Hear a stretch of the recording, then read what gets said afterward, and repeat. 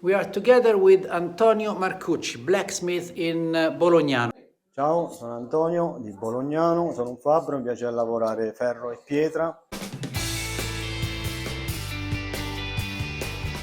e con la pietra del fiume realizzo gli animali e con la cravatta riesco a fare degli animali. Questo viene incravattato.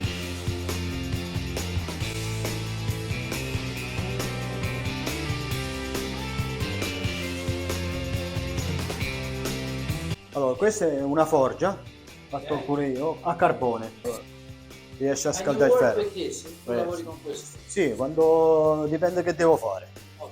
Se bisogna riscaldare il ferro, riscaldo. Delle volte è dolce il ferro, lavoro a mano, libero.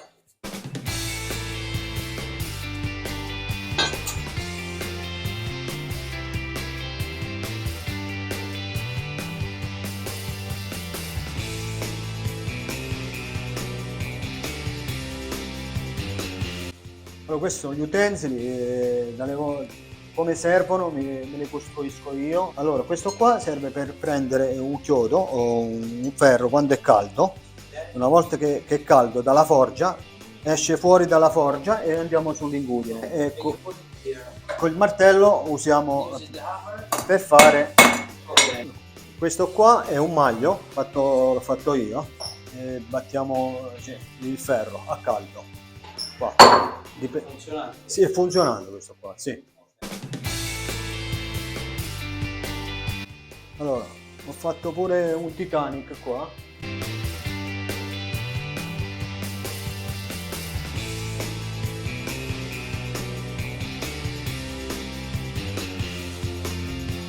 Questa è la foto e io l'ho rifatto uguale, con altra figura.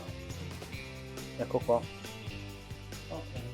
Allora, questo qua è pure Joseph Beuys, eccolo qua, che sta seduto sopra un divano e con, vedi, questi sono tutti gli utensili fatti già, questo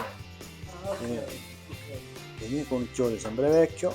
Antonio will say hello to our YouTube channel All About Abruzzo, and he will say also, what are you going to say? That's Abruzzo. That's Abruzzo, ok. That's Abruzzo. Ok. Thank you very much. Ciao.